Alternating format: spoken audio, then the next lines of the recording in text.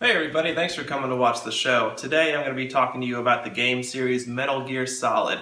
And if you followed those games at all, or you're a fan of the series, then you probably have come to the conclusion that it's a really confusing story to follow. Because all of the games are out of chronological order. If you started playing Metal Gear Solid and you went to Metal Gear Solid 2, it wouldn't make any sense. Or if you started from 2 and went to 3, it was just all over the place. So it's kind of a confusing story, and it's really hard to kind of grasp, all the intricate parts of it and figure out where to begin. But I wanted to go over the story with you today because I have the collector's edition of Metal Gear Solid 5 The Phantom Pain strategy guide here. And on page 330 in that book, it actually has a complete story recap, beginning with 1964 with Metal Gear Solid 3 Snake Eater and ending with Metal Gear Solid 4, the Guns of the Patriots. So, I know it's kind of confusing where you're like, wait, it starts at 3 and ends at 4? But if you're a fan of the series, then you probably already knew. Like I said, it's really confusing to follow.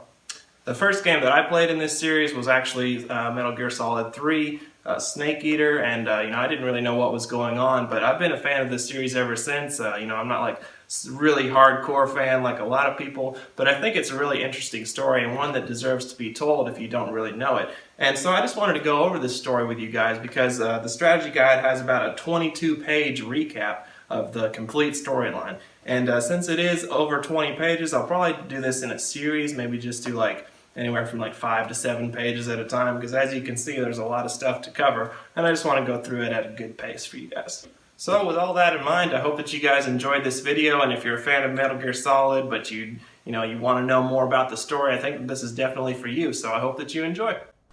Alright, so we're going to get started with our Metal Gear Solid story recap on page 331 of the Metal Gear Solid 5 The Phantom Pain strategy guide. So, let's begin. The story of the Metal Gear series spans over 100 years, from the origins of the philosophers in the early 1900s to the conclusion of Metal Gear Solid 4 in 2014. Each game is broadly a self-contained episode, yet they are all intricately interwoven. To have missed an installment can rob certain encounters or revelations of their full impact. In this extensive story recap, we explore the key moments and developments in the Metal Gear canon to enable readers, diehards, and newcomers alike to better enjoy this absorbing tale.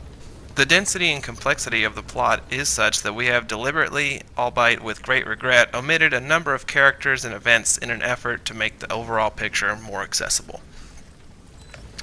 Early 1900s. The starting point of the Metal Gear Solid saga, this creation of the philosophers, occurred during the early 1900s. This unique and deeply secretive organization was established by a select group of eminent figures from the 3 countries that were to dominate the century that lay ahead: the United States, Russia, and China.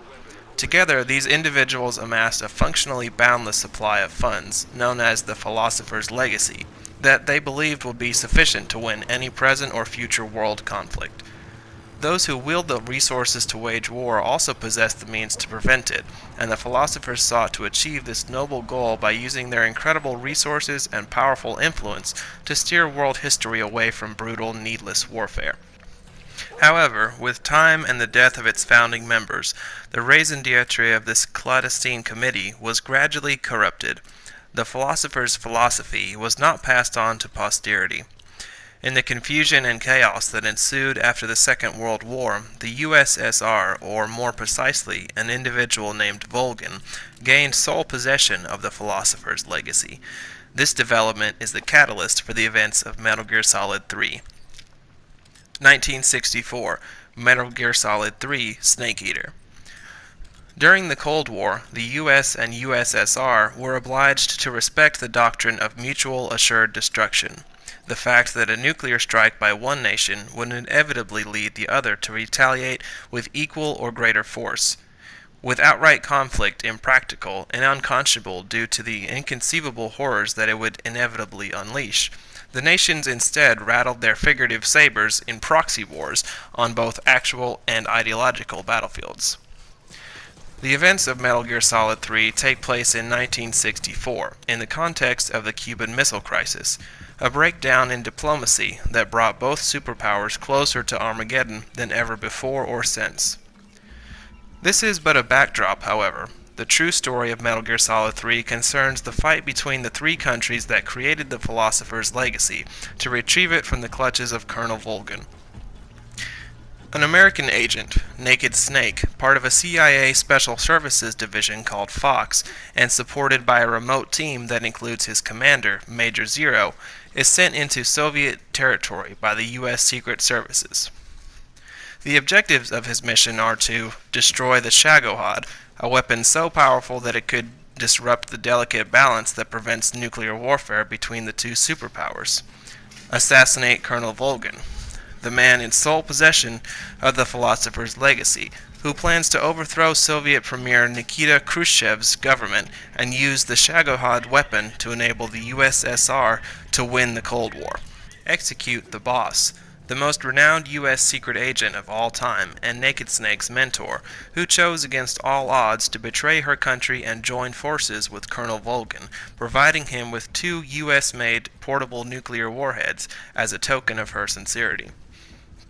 A master in the arts of infiltration and survival techniques, Naked Snake succeeds, after a tortuously demanding mission, in destroying the Shagohod and eliminating Volgin and the boss. It becomes clear in the end that the defection of the boss was an uncompromising deception designed to enable her to approach Volgin and play an integral, irreplaceable role in the retrieval of the Philosopher's legacy and the prevention of nuclear war. Her final duty was to accept her role as a traitor to the last, and die at the hands of her apprentice in order to conceal the facts of her mission. It is also revealed that Ocelot, a young prodigy of the Russian military who was seemingly loyal to Volgin, was actually a double agent working for the United States government. The biological son of the boss, he in fact helped recover the microfilm containing the access codes to the Philosopher's legacy, or as we later learn, half of it, and was working to further the interests of the CIA the whole time. The boss is certainly the one who knew best what the whole incident had in store for her. A patriot to the very last, she accepted the sacrifice of dying for her country by assuming the tawdry mantle of a turncoat. Naked Snake finally comprehends the gravity of her gesture at the conclusion of the adventure. His grief and disenchantment are heightened by the sheer perversity of his subsequent elevation to the rank of Big Boss by the superiors that so casually discarded his predecessor, the woman he worshipped above all others. This was the price of the boss's ideal, the cost of her commitment. She was ready to die for the way of life she freely chose, the expression of liberty that she lived for. The death of the boss is a shockwave that reverberates throughout the entire Metal Gear Solid series. Though the light of every individual is inevitably extinguished on one fateful day or another, some continue to illuminate the world they left behind for many years to come. Others, by the same token, cast long shadows. Early 1970s, creation of Cypher. In the aftermath of the boss's death, Major Zero and Big Boss, Naked Snake, having accepted his new title, choose to embrace the ideals that they believe the boss held dear. Her willingness to surrender all for the protection of her country leaves an indelible impression and leads to the creation of Cypher in 1970. Led by Major Zero in person and co-founded by Big Boss and Ocelot, among other select associates, Cypher is envisioned by its creators as both a powerful intelligence agency serving broad North American interests, but also a benevolent steering committee seeking to benefit the global community as a whole. A reimagined version of the original Philosophers, bankrolled by a huge portion of their precursors' funds retrieved, in secret after Operation Snake Eater. Under the specific auspices of Major Zero, however, Cypher soon begins to adopt a radical solution to ensure peace and unify nations under a single command via a process of gradually imposing the political, economic, and social model of the United States on the rest of the world. By standardizing other nations through subtle manipulation, nurturing facsimiles of their own cultural and political landscape, Zero believes that he might prevent future opposition or outside threats. Homogenized states should have less cause to quarrel. In doing so, he misinterprets the true passion behind the principles of the woman that inspired him, that a belief in individual liberty underpinned her desire to defend her nation at all costs, even at the expense of the ultimate act of sacrifice.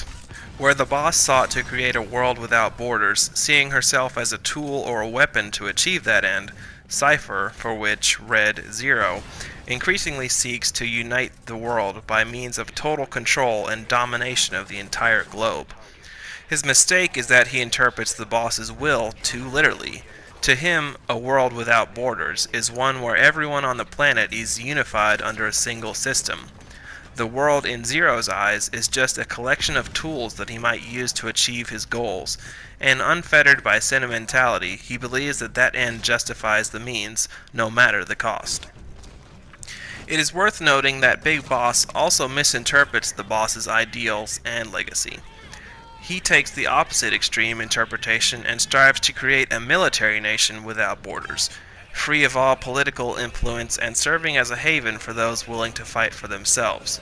He recognizes himself as a weapon, perhaps the most powerful of all, and believes that he must keep fighting. From that perspective, he has difficulty in truly appreciating why the boss chose to sacrifice herself. In this mind, she should have fought on, to have found another way, whereas for her, giving her life for her homeland was just a means to an end. She simply chose the course of action she felt was right at the time, and believed that all humanity should have the right to do the same. This subtle schism is crucial, in that it will drive the nascent conflict between Zero and Big Boss for years to come, and ultimately be the origin of all key events in all future episodes in the story. With the practically inexhaustible resources that the Philosopher's Legacy puts at Zero's disposal, the influence of Cypher grows as banks, foundations, corporations, and even governments come to rely on his investments. With the legendary Big Boss promoted as an icon, helping to guide the opinions of the masses and rich and powerful alike, Cypher begins to shape the development of the world's political and social landscape. As the organization's power grows, so too does the disenchantment felt by the Big Boss, who feels manipulated and exploited by Zero, not to mention at odds with his ideology.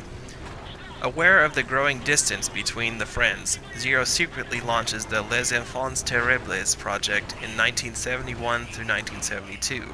Concerned by their philosophical differences, Zero realizes that Big Boss is on the brink of leaving the organization, and plots to ensure that the group can somehow retain this critical ally. Not to mention secure the genetic legacy of a man perceived as the greatest soldier in history. As a result, 3 clones of Big Boss are created in utmost secrecy: Solid Snake, Liquid Snake, and later Solidus Snake. When Big Boss learns of this profound betrayal, he comes to realize that his friend attaches little, if any, significance to the founding principles of their organization, and that his thirst for power would eventually suffocate all freedoms in the world. At this stage, the estrangement of the two is complete. Major Zero dreams solely of control over minds and information for a greater good of his personal design. In sharp contrast, Big Boss now aspires to achieve the antithetical extreme: freedom from any form of governmental control.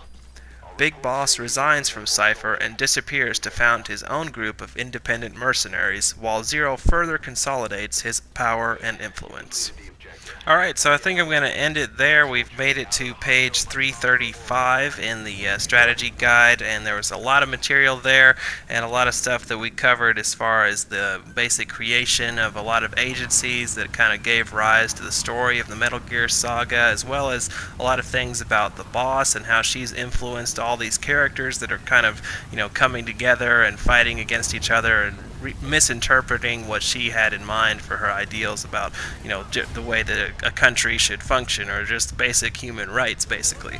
So, I hope that you guys enjoyed this, and I'll be making another video very soon. We'll be going over the next part in the Metal Gear saga, which is beginning in 1974 with Metal Gear Solid Peace Walker, and that was a PSP exclusive game. I never got a chance to play it, but I've heard that it was really great, and it had a lot of things that kind of carried over into The Phantom Pain. Pain. So I'm looking forward to that, and I hope that you guys are as well. And I hope that you also enjoyed this video. If you did, please leave it a like, and don't forget to subscribe for more videos like this and just pretty much anything that's cool to nerds like you and I. So, thanks again for watching, and we'll see you next time. No enemy forces in pursuit. Mission complete.